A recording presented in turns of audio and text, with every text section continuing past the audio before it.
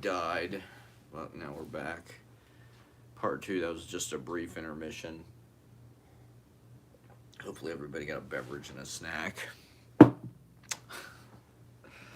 Um, where was I? Well, I was just talking. We almost have this little poetry as magic workshop circle going with our, little group of outsider, non-institutionally sanctioned extremists, emotional extremists. I don't know. I think with what I do, it's sort of hard for me to picture being able to do it within the context of some kind of institution because, I mean, the wildness, I guess, is part of it, maybe. The fact I've been able to do it this long, I mean,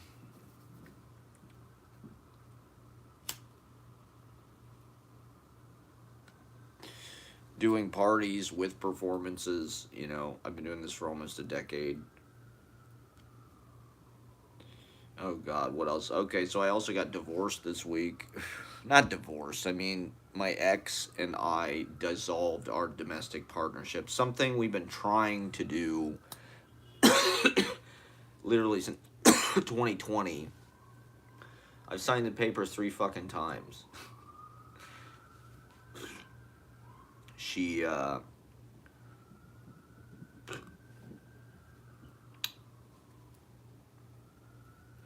she'd mail me the papers, I'd sign them, I'd mail them out. I guess they would bounce. My divorce bounced 3 times. I signed it last year, I signed it this year, I signed it in 2020. The last 3 years been trying to do this. Didn't work. So she's been texting me, she's going to be in town, can we get this done, right? And I just thought, let's just get this over with. And so anyway, we go down and we meet at the courthouse, like the Law and Order building, or like, to me, it's like, it wasn't that building, but it's like across the street. It reminded me of that scene in They All Laughed, where they all go to get married at the end of the fucking thing, or like some are getting divorced, some are getting married. It's that same like plaza down by the bridge and stuff, the Manhattan Bridge. And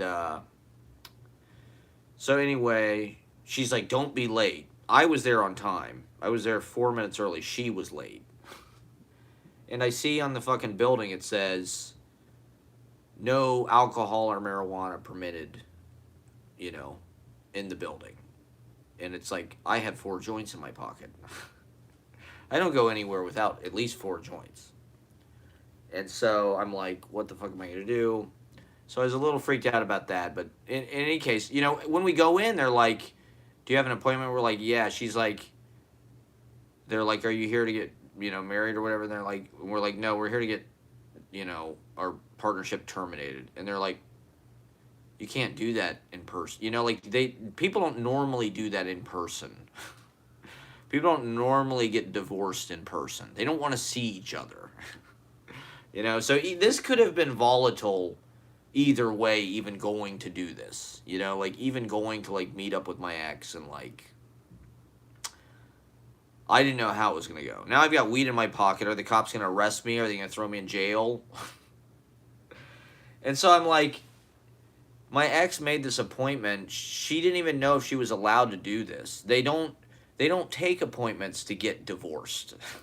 They take everybody around us is like in wedding dresses and shit. Literally, people are coming to this place in wedding dresses. There's like this big picture on the wall of like a fake city hall and like a beautiful sky for like Instagram pictures and shit of people who just got married. We're there to get divorced. And it's kind of fun. And so like, to me, the whole thing was just kind of a funny situation. Eventually, they're like, okay, well, whatever, just take a number, the clerk will try and figure it out with you. And so we walk down. I haven't seen Sarah since September 2020. And, I don't know. I just wanted to get it over with, like, it's not something that I necessarily cared about that much. She was the one that wanted to get fucking partnered.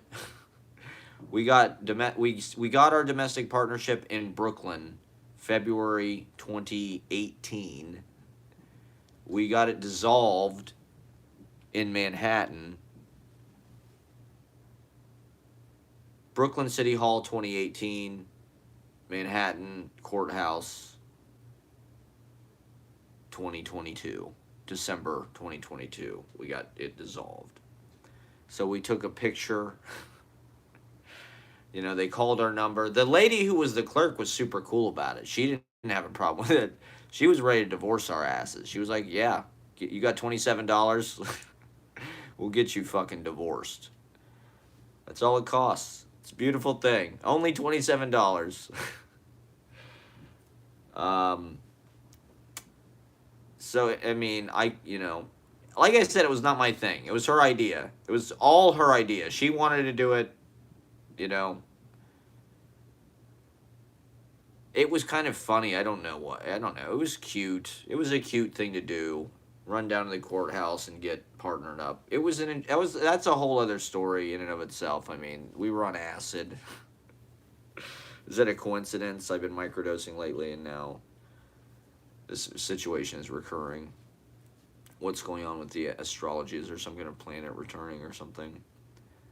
So anyway, afterwards, we're like walking out. They're like, you can't get out this way. You got to go the other way, you know, which I thought was kind of funny, kind of a funny metaphor for we were trying to go out the way we came from when we got divorced. And it's like this long, I'm sure it's been in movies and stuff. It's like this long corridor with like wood paneled walls and shit. It kind of like is the DMV though, because it's like they give you a fucking number. It's like A073, like a fucking like DMV number. It's like, and you gotta wait. They're calling the fucking people up and stuff. I mean, I don't know.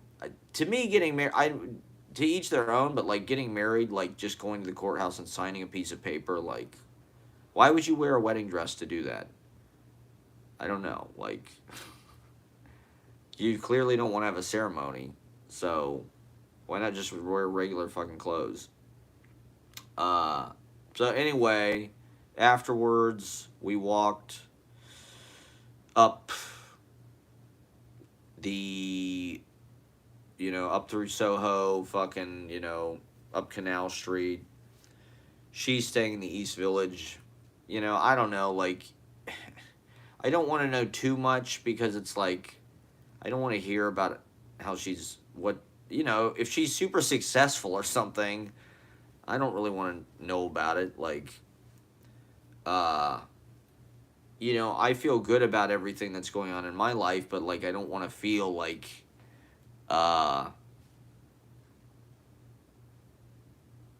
she's doing better than me. She says she's going to move back to New York. She says that people in LA are not like serious enough. They're not like really living for their art in the same way. I don't know. I think this is just a syndrome that everybody goes through. It's grass is greener, The grass I have a line in my book, the grass is always greener in LA. It's like whichever fucking coast you're on, you think, oh man, maybe if I was in San Francisco, or maybe if I was in LA, or maybe if I was in New York, and it's like, just stay where the fuck you are. It's, like I was saying earlier, when you're involved with these scenes and with people and stuff, there's always going to be, particularly like for writers to like be in big social scenes and groups and I mean, could you imagine a more fucking antisocial to some degree? I mean, when I started writing, it was because I was alone. It was a solitary thing that I sort of did against the world, and so to suddenly be like friends with all these writers and sort of like comporting your whole life and like be a part of this big kind of like all of these different scenes upon scenes that just kind of like tentacle out and sort of compound and like Venn diagram on each other. Like, there's just so many freaking poets in New York, and it's like glorious. I freaking love it. It's like the greatest fucking shit ever. But at the same time, it's like it's super fucking. I don't know. I said this at the party last night about how it's like super competitive. And maybe that's the wrong way of looking at it. I mean, I would like to get booked on stuff. That's about it, really. It'd be nice to get published, but, I can publish myself. I don't mind doing that. But it'd be nice if other people booked me on stuff. That's the only thing that really frustrates me is like I just like to have more of a life as a performer without having to work so hard to do it and book myself and host shit, host open mics, host parties. It's like I wish some people would just fucking book me, book me, book me, book me. Like message me. I would. This is why comedy world is so like they'll book anybody. A lot of these comedians that do the open mic that people think are like terrible are like doing shows all the fucking time at like real clubs. It's fucking insane. It's like every comedian is Kenny Banya. And it's like, I could do that. I could, I mean, we're at poetry world, I don't know. I do feel like it's okay to sort of just like book your own shit and like I do feel like poetry world kind of has a stick up its ass. To be honest, I don't know. Maybe that's me. Maybe I just can't take anything seriously. And like I think poetry is about like taking everything super seriously, I guess. I don't know. But like I I don't I don't know. I wish if they would have just accepted me, maybe I could have like found, the idea with Poetry Project maybe was that it was a little more irreverent or, anti-establishment or something. But I think that's just us. I think we just have to be irreverent and actually just go to the limit, like film ourselves having sex.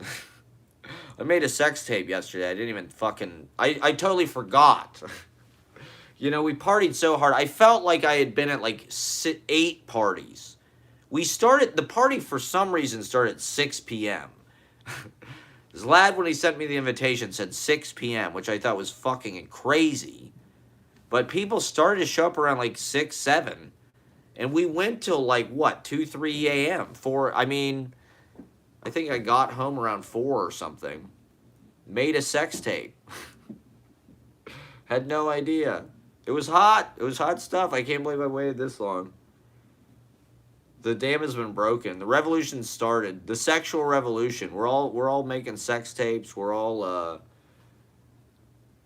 tasting the flesh. Why not? We're in a garden of the fucking hottest fucking most genius bodies. Just like genetic fucking sex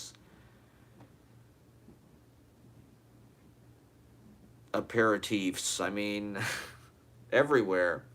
Everywhere, everywhere, everywhere. And as poets, as horny poets, as slutty, sloppy, sucking and fucking poets, just dig in. It's just to put your face in it.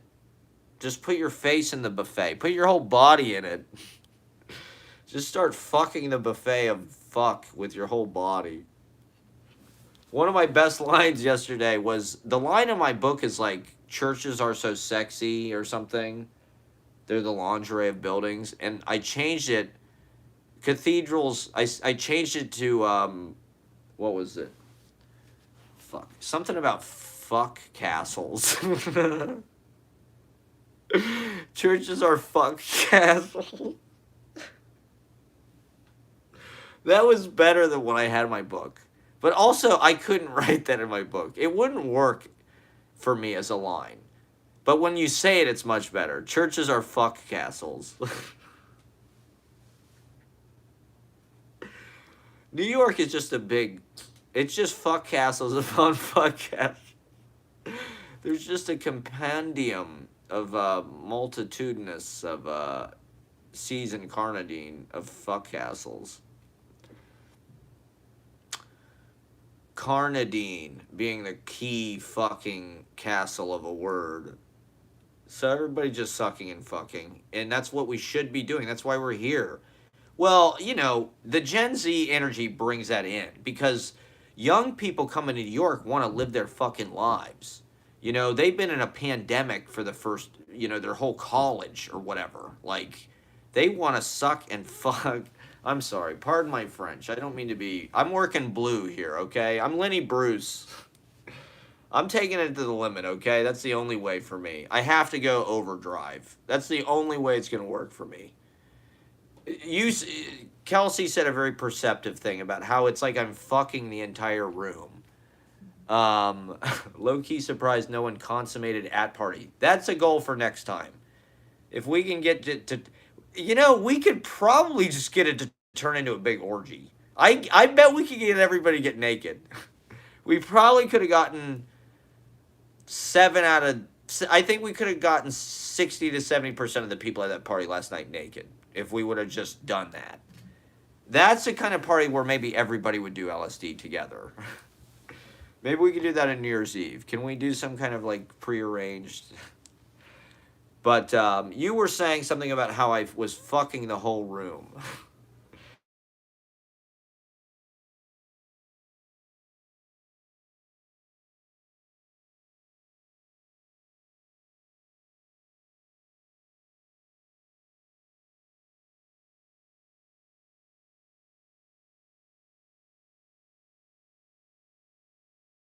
I think the microdosing actually brings me down. Like, psychedelics usually actually bring me down. I'm usually like in kind of this like happy, kind of frenetic, like nervous space. And then the psychedelic kind of like, but,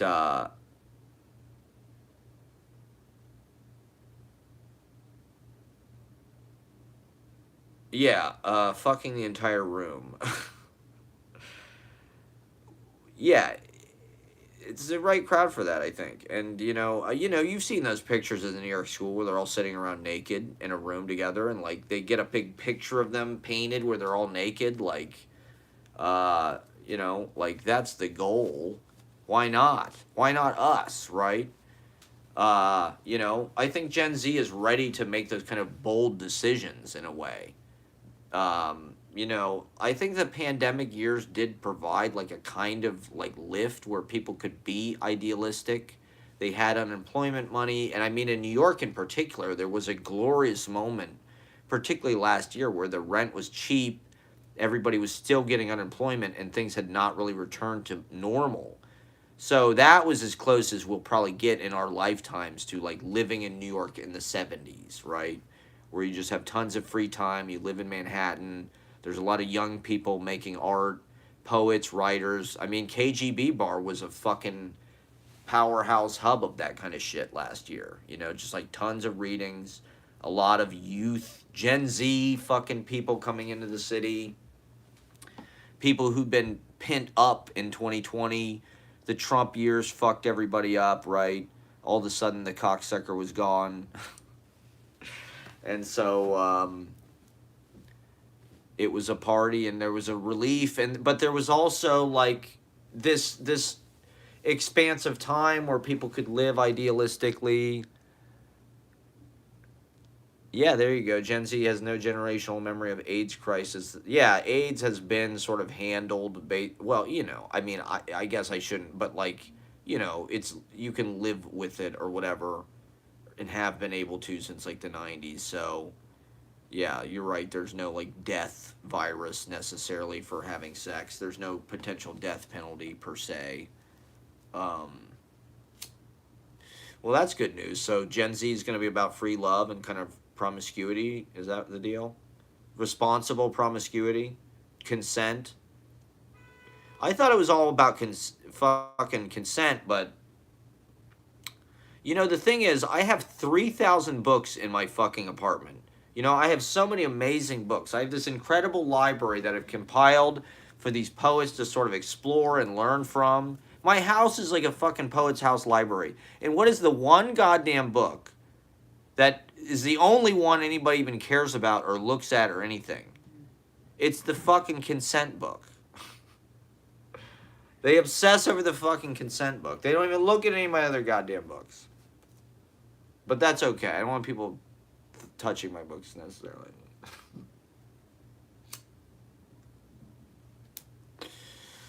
So yeah, the revolution, I don't know. What is the revolution? The revolution is nudity, and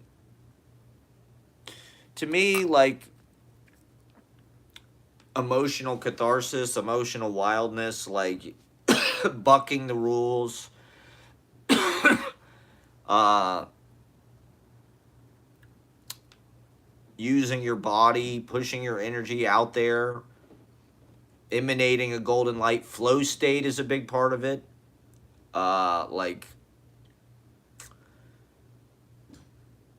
I don't know. I'm trying to like learn how to enjoy people's company, because like the big thing that was kind of missing from the party for me, I guess, was like I'm not very like I said, I just like sitting there and like watching. I don't really want to do the work of like having to talk to anybody, because I don't know, like when I'm talking to people, like particularly a room like that where it's like all these fucking like young, fucking smart, like, kind of self-determined,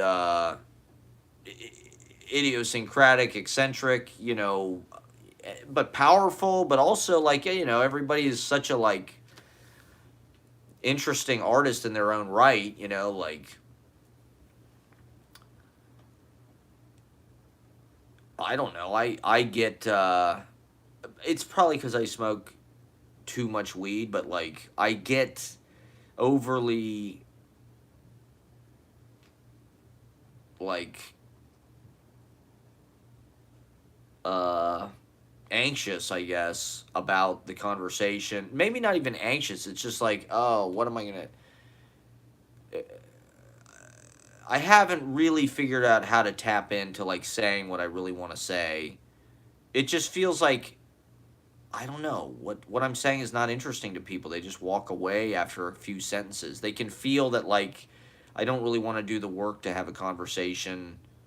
I don't know. Well, to go back to the thing about flow, with flow state, it's like with this, right? It's like I can just keep talking, right? That's not really how a conversation works. I don't even know how a fucking conversation works. I don't know what the people were talking about last night. They're asking each other questions. They're listening. I don't know. That doesn't work for me. I think the pandemic, I was in a relationship for 2.5 years before the pandemic. Then the fucking pandemic happened. So, like, it's basically been 5 years since I've really, like, socialized a lot on my own. So, returning to this lifestyle is kind of a new thing. Like, the open mic is something that I'm a little more prepared to do because, to be honest, I've been focused on performance and, like, working on that. I don't really, I'm in such like career or like whatever mode, like business mode, that like I want to go and perform. I want to go and do open mics. I don't want to like uh socialize, you know? And like I don't know, I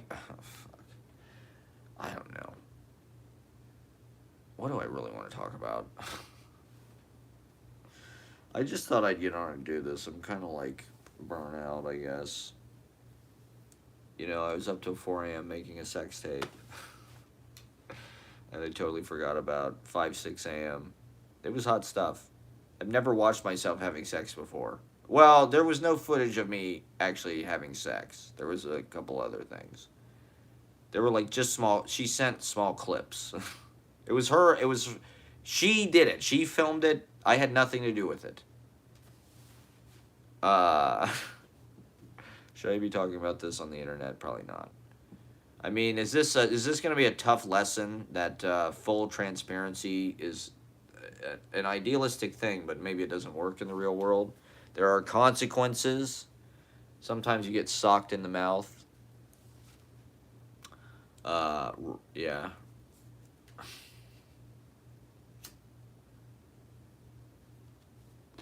I apologize. How do I only have 10-cent battery? My shit is plugged in. Hold on.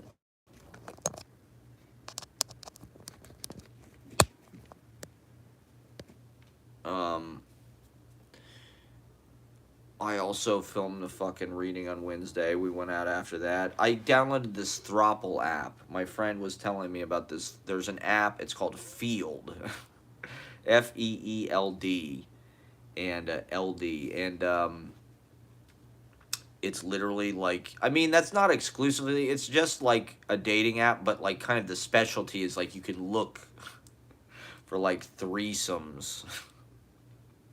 You know, people who are into threesomes, I guess. This is like the threesome app. Which, I gotta say, it's about time. I mean, probably they've had this for years, but like, I'm just discovering it, and like, this is the Biden era, okay? We're getting on the threesome app. That's why I put the thing about throuples in my chat book. Because I thought it was kind of a pioneering, revolutionary arrangement. I think there's a lot of love there. I don't know. Is that gross? Is that like polygamy? Is that like Mormon? Is that too Mormon? I mean, I think caressing, touching, fondling, rubbing, just touch, getting as much of the surface area of your body in contact with the surface area of another person's body or bodies as possible, and just making it feel nice, caressing. This is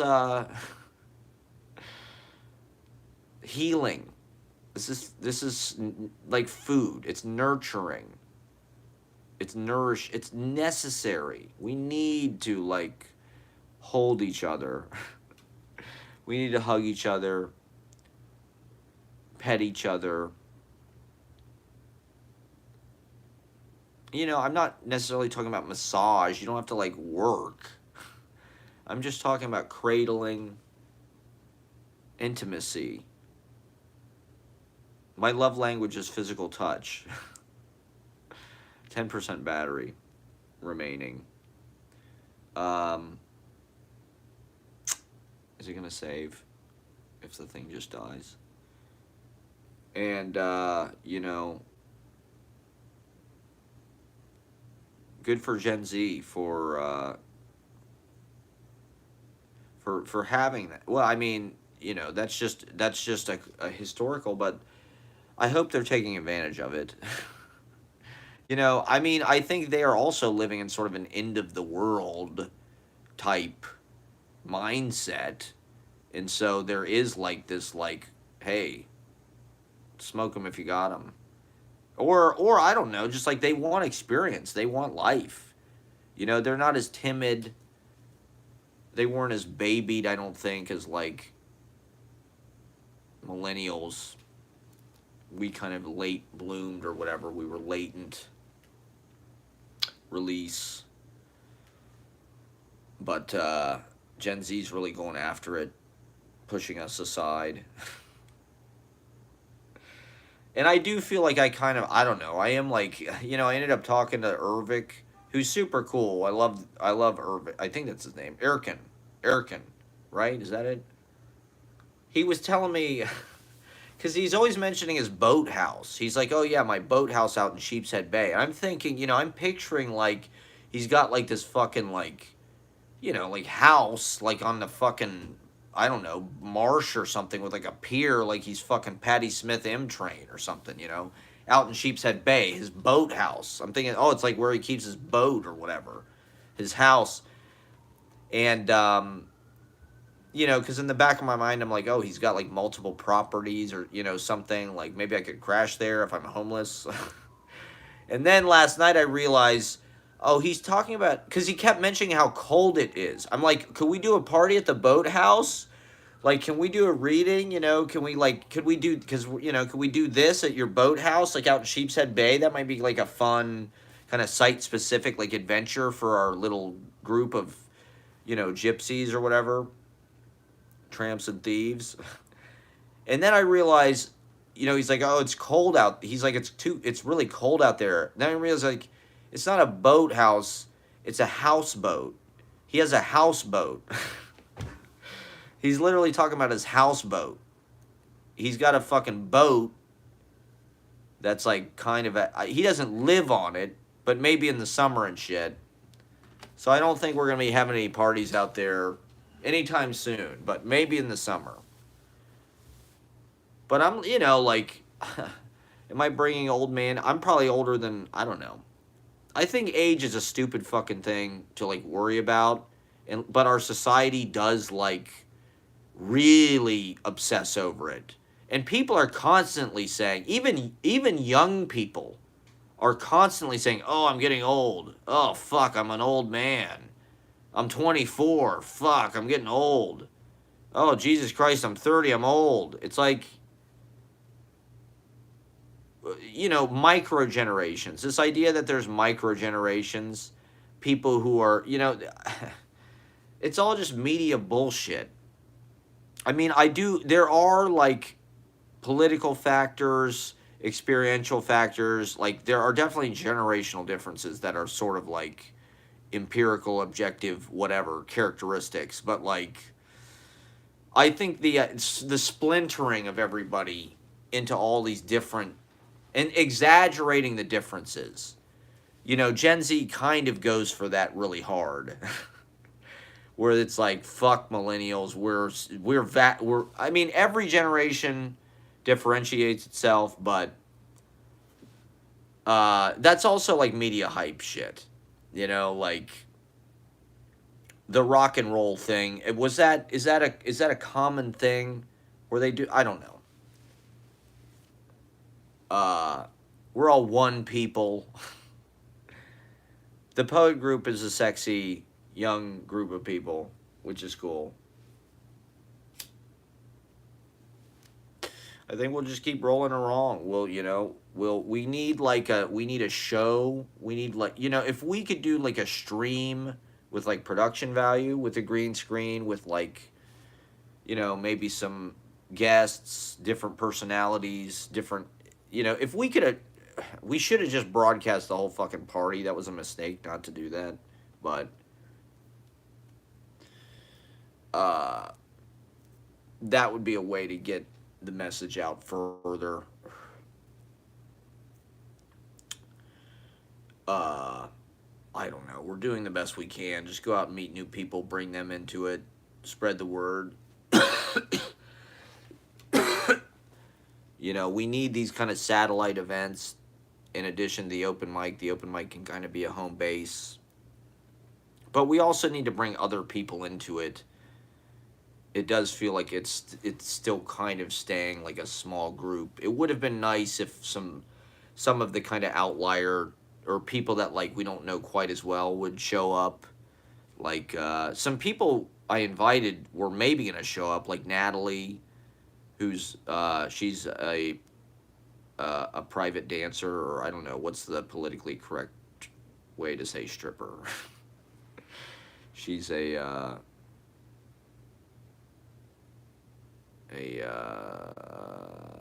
don't even know. What the fuck do you call a stripper?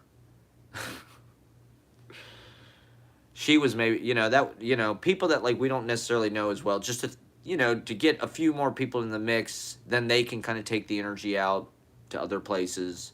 We make better friends, we're friends, that's the most important thing. We're amused by each other. We're interested in what each other's doing. We're inspired by each other. I mean, look at these. Let me show the drawings. I do have the drawings. Because they are, there was some magic, and maybe this will be an example for the viewers. This is a good one. I want to use maybe one or two of these images for a flyer for the open mic. This is a really good one. This looks like something I would draw, maybe. The sense of line. And I love drawing microphones and people at microphones. It's my favorite thing. So that's a masterpiece right there. And then similar here. This is another beauty right here. Just has such humanity. Such flow in the lines. Such energy. There's a little snake right there. That's pretty cool. That is the essence of my soul. Suddenly somebody has actually, like, x-rayed. I've been waiting for this picture. to be drawn for like, at least since like 20, you know, 17 maybe, if not longer.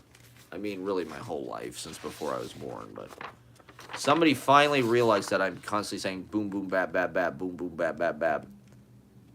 And, there's also just something about the vibe. You really, like, captured, like, my kind of, like, chill, Millhouse, I don't know. But the striped shirt, you got all the elements. The bongo, the striped shirt. There's like a little beard, which is kind of imagined, which is actually correct. That's like a Van Dyke type beard, which like, that's like more of a pure beat thing. And then the bap bap bap, of course, is what I always say. The glasses, the kind of, James Dean, whatever. So yeah, that's really,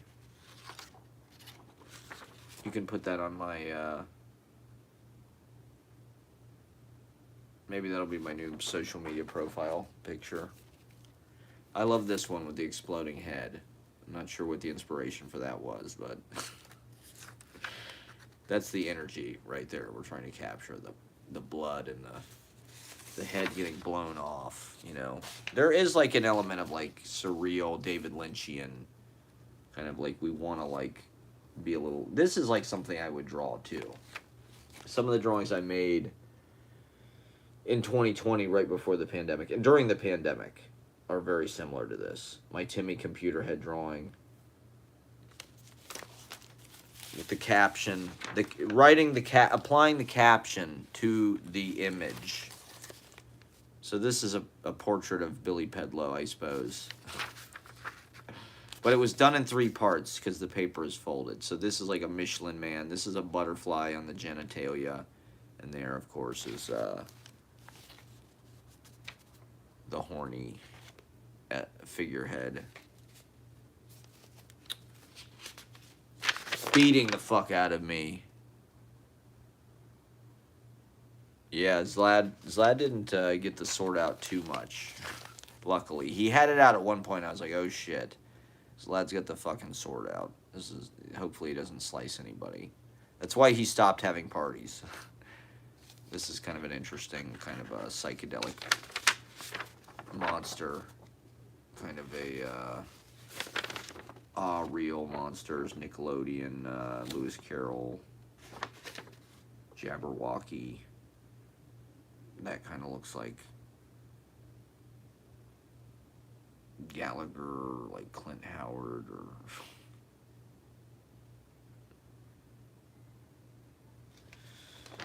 or what's your biggest dream? That's like a classic Billy Pedlow. See, that's just like he's able to just take it to like really deep places pretty quick. That's a good one. It's like kind of a Raymond Pettibon type. See, this is what you can do at home with your, people of YouTube. This is what you can do with your bohemian friends all across America. Put down your Xbox. Pick up your magic markers. Pick up your children. Remember before fucking war simulations were deposited in every teenager's fucking bedroom in the entire universe? Used to, when I was a kid, we would draw.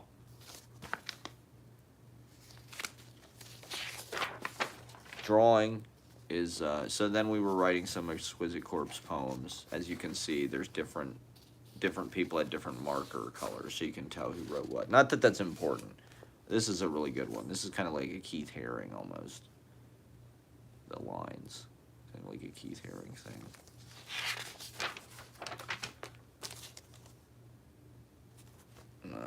Who are you? Which one are you? Tag yourself at home. 1, 2, 3. You can tag yourself. I'd say maybe I'm this one or this one. Oh yeah, here we go. This was a portrait of me, actually. This girl, she drew a portrait of me. It was like spiky haired. And I do gotta say, that kind of captures the essence, actually. That's pretty much That's pretty much all there is to it. I drew these little green grass things. And then this also could be a portrait of me, I suppose. The stoned out dog with the doobie in its mouth. Here, let's just go ahead and...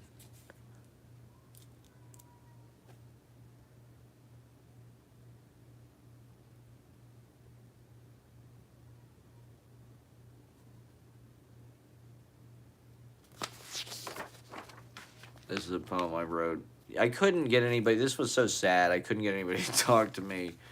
So I just wrote this poem. Other people were supposed to write other shit, like between the shit, to complete it, and they just didn't. So here it is. I think it's pretty good, actually, how it is, though. Fuck the collaboration. I collaborate with myself. Here's another one that just, like, didn't really get very far because I have no friends. I'm just an entertainer. I just am a vacuum. If it's not a show, if it's not a camera and an audience, I don't even fucking care. Just put me in front of an audience, okay? I have this sickness, this hole inside me I'm trying to fill because I didn't get attention from my parents and my family. I was overlooked. I was neglected.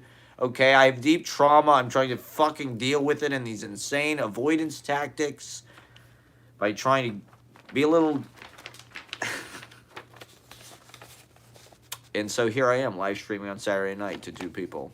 Thank you guys for watching. You're beautiful. I love you. Yeah, I love your beautiful audience. Here's another poem written by... And then finally, bam, that's also a good one. See? I mean, just like art everywhere. Just art. You know what I mean? Chapbooks, fucking drawings, fucking notebooks, fucking live streams, fucking juggling, fucking music, fucking jamming, playing cello, doing karaoke, hanging out with your friends. I don't know. Having the conversations, I suppose, could be artistic. I'm not... I'm a black hole, okay? I'm a black hole of attention. Let me just warn you, okay? Now, I'm a black hole of, well, that's not true. I mean, oh my God, somebody's watching my live stream. Somebody's texting me.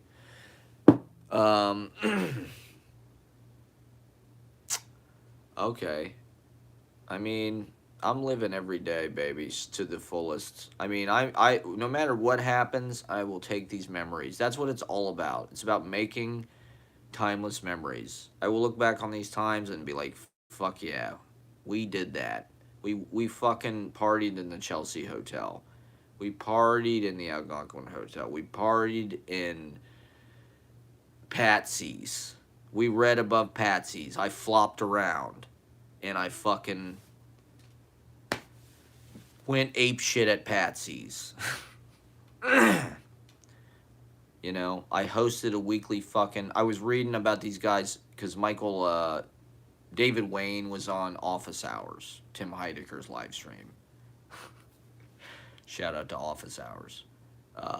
And David Wayne was talking about... when Stella, which is a comedy troupe, started, they had a weekly show in Manhattan at this place called Fez, which was on the corner of Lafayette and Great Jones Street, which is like blocks from KGB Bar. So it's like, we have a fucking weekly show in Manhattan. Period. We're doing it. Joni Mitchell played at this fucking club. You know what I mean? It's like, we're in that neighborhood. We're there every week. What can we do? What can we do to professionalize it? What can we do to make it a hot show, to make it unique, to make it individual, to make it a must-see, to make it a, yeah, that's right. Monday is going to be, it's always fun. It's always a blast. The talent is always very strong. There's never any duds, hardly at all. Some of the comedians need to get their shit together, but whatever. I mean, comedy is kind of scary, to be honest. It's kind of scary to even fucking try it. So you got to give them some credit, I guess. They're human beings, I suppose. All right, does anybody have any questions or anything they want to talk about? I'll probably do 15 more minutes, or any subjects, or otherwise I'm just going to talk about extremely in group, or like, like New York poetry, like inside baseball. uh the goal, get on television, sell books. We're right. The point of doing it at Patsy's is we're right near all the major media. We're right near Broadway. We're right near Rockefeller Center. We're right near Random House Publishing, all these major publishing houses. It's like, I want my fucking books in 100,000 goddamn houses in the country. I want it to be a bestseller. I want it to be a cultural sensation. We need to change a generation. We need to forecast a generation by portraying the lifestyle. You get people to imitate. See, this is something that kids can do at home. They can throw their own little poetry house parties in their parents' basements. Little high school 14-year-olds. Okay, you can't go to a bar. You can't go. There's no place in society for you. What do? You throw DIY poetry, fucking house drug parties. Not drug parties.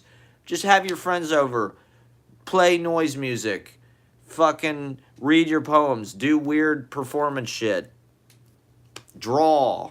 Fucking, do exquisite corpses. This is something, we need like a Saved by the Bell. We need high schoolers all over the country writing poetry, because poetry is a way of talking to yourself and describing life, and it's critical thinking, right? It's like, what layers. Fun hearing you talk about trauma. What did I say about my trauma? Because my parents. My parents. This is why I'm live streaming at 37 to no people. I mean, I just had 4 people. That's a massive audience for me. That's a huge. I just watched Sandra Bernhardt's comedy special from like 1997. She mentions like Johnny Versace. It is incredible. I have to find what it's called, because you have to go watch this. It's probably, it's definitely my favorite comedy thing I've seen in probably forever, maybe ever. It's so good. It's so specific. It's like pop culture, but it's like, she's amazing. Sandra Bernhard. Because I'm trying to find comedians that like do stuff that I actually kind of like. To be honest, it's not that easy. Like like Janine Garofalo, to be honest, is probably like my favorite. She just reads from her notebook. I don't know.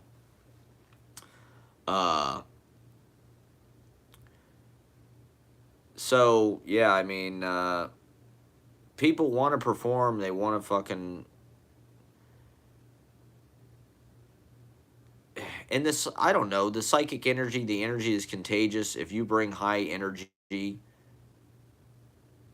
it hopefully elevates the other people's fucking consciousness. It elevates their wave. The thing about performing in person or live performing, I look out of it.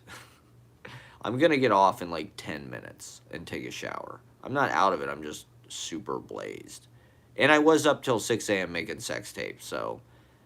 sometimes when you're living a rock and roll lifestyle, fucking Friday night bleeds over into Saturday night. You know what I'm saying? It's all just one fucking big Saturday night, okay? It's all just one big fucking party your way through life. That is my advice. Feel fucking great. Smoke weed, smoke weed, smoke weed. Do whatever the fuck you have to do to just feel fucking great. Avoid your problems. Flow by them, flow around them, flow past them, outrun them. There's a lot of water under the bridge. Flow with it. Flow through it. Use the water under the bridge to flow you goddamn onward to achievement, I don't know. What's going to happen to me? I need to host the Tonight Show. There needs to be some kind of major upheaval where, whatever happened to Craig Ferguson, Um, and I don't know. So Wednesday night we went out. I mean that was a whole story in of itself. We ended up at 12th Street Tavern. I mean,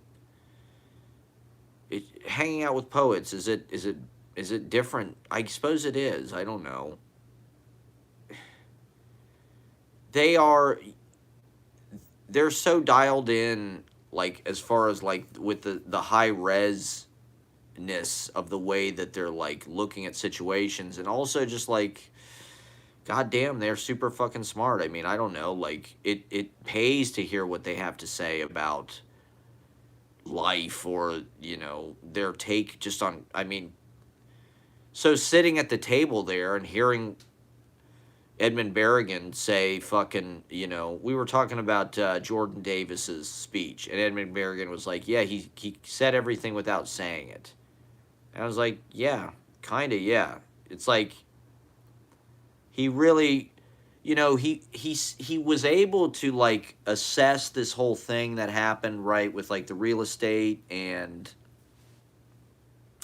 the evaporation of free time, the internet, the thing that changed the East Village, that changed the Poetry Project being this, from being this Mimeo newsletter community, neighborhood community thing, to being, and not just the Poetry Project, but just like New York artistic collaboration, in a certain way. Like, this is one reason why it's important that we have this sort of Bohemia in microcosm, because it's like, in a certain way, maybe people have forgotten how to do this. I don't think it's an accident that the way our society was like redesigned was to take people's free time away and like divide them from each other. There is no the West Village was like the fucking place where everybody in the whole country went who was like a freak. And like, that's, they could congregate there and they could do marathon readings. They could do what we were doing, basically. They could party, they could hang out, they could transact ideas, they could transact, they could go to museums, just being around artists, seeing the way they fucking go through life, the way they eat, the way they look at, seeing their reactions to things is so enlightening. And the fact that the Bohemia of downtown is occupied by financiers and bankers and douchebags and rich people's kids is like, I hate to harp on it, but it seems like it splinters the whole culture. And now people, what? They congregate on the internet like we're doing. Not that that's bad. I mean, it is bad, but we're also doing it IRL. So, part of the approach for me is to make it like an android or a cyborg, where you have an IRL, you have parties, you have sex, you have friendship, you have people in a room together reading poems to each other. I mean, what could be more naked and intimate and serious? What could be a more serious thing to do with your life than to take it seriously enough to like think about it, process it, define it, share that, share things that are like kind of your deepest thoughts, your most kind of reaching attempts at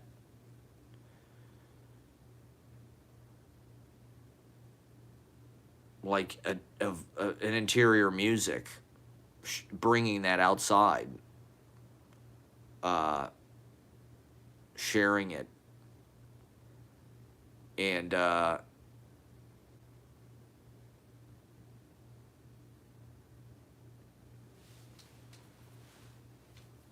doing it in person, doing it all, streaming it on the internet so people in fucking Indiana or Houston or in other countries can fucking see it. We're in New York, goddammit.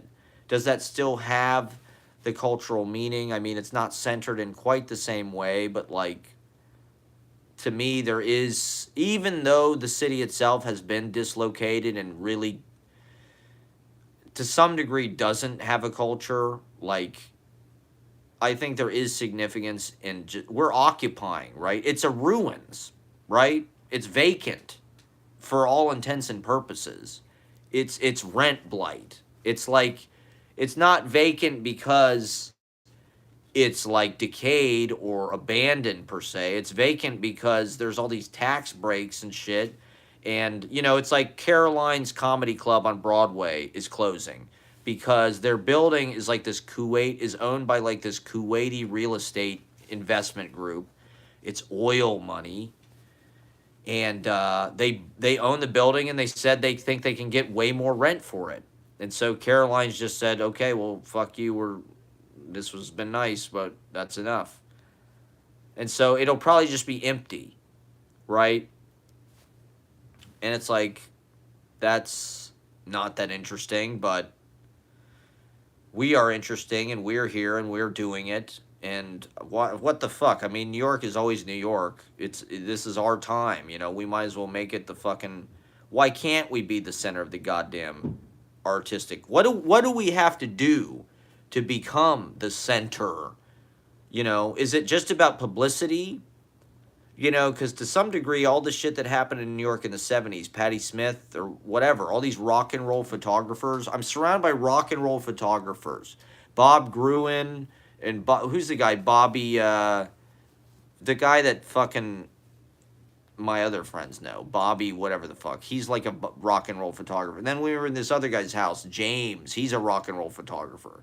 There's all these guys that were rock and roll photographers in New York in the 70s because you could have cheap apartments, you could have a dark room in your fucking apartment, and you could go to every fucking show. You go to CBGB's, you go to fucking, the Bottom Line, whatever, Madison Square Garden, and you could take pictures of John Lennon or fucking, Joni Mitchell or whoever and sell them to Rolling Stone magazine. It's like the mass culture was in the same place as the bohemia and like the sort of pull yourself up by your bootstraps. You could move to the East Village and be sort of like a punk artist. And oh, gee, there's Rolling Stone magazine or whatever is, like they had these systems to publicize what they were doing. So it's like we really live in the huge kind of like megalithic shadows of boomer iconography, all the classic rock shit, every fucking thing that happened in the 60s and 70s has had such an afterlife. And that's not entirely bad, but like it certainly dominated like the culture scape even through, most of my life. Like they're still alive, right? These artists are still out there doing shit. And good for them, but they had the benefit of the mass media and the publicity systems in a way that it doesn't really, for us, it's like we have to create our own distribution through social media. We have to get followers. And it's a smaller footprint, really, generally speaking, unless you manage to go viral or whatever. I'm like babbling. I'm making no fucking sense. So the question is, how do we become a worldwide sensation and become sort of like the exemplar? How do we become the Paris in the 20s or the Surrealists or the New York School or whatever? The NU, the new New York School. Or is it that? I mean, I don't know. It's kind of a different thing. There's a little bit more of a rawness. There's a little bit more of a daringness, a recklessness, a danger to like the risks taken in the work, maybe. For me, it's like there's less composure. I guess that's a punk thing, suppose, but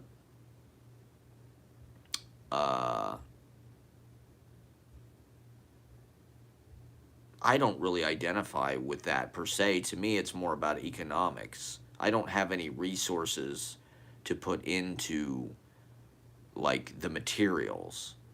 That's why I make my books the way I do. That's why I write the way I do. That's why I live stream. That's why I do my TV show the way I do. Why I play, because it's all free. It's all no budget. I don't spend any money on anything really at all, other than just like what I basically need to keep going to feed myself and clothe, and house myself. I don't even buy clothes. I buy paper basically. uh, and I watch YouTube. I listen to music on YouTube. I don't even have a fucking Spotify or anything. I don't subscribe to anything.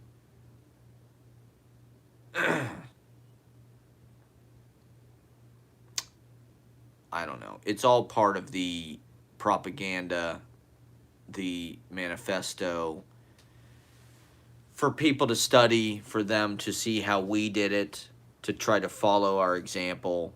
Here's how we stood in the face of worldwide destruction, the insane kind of apocalyptic murder of our planet. Here's what we did to sort of meekly protest. I feel like I'm this little counteracting ant amongst the huge conglomerated empire of buildings and skyscrapers. That's why it's important to do the reading in Midtown above Frank Sinatra's favorite restaurant, Patsy's, with the hot neon sign, because it contextualizes the poetry amongst. It's like when they did the designated mourner on Wall Street. It contextualizes it amongst the empire, the Central Park.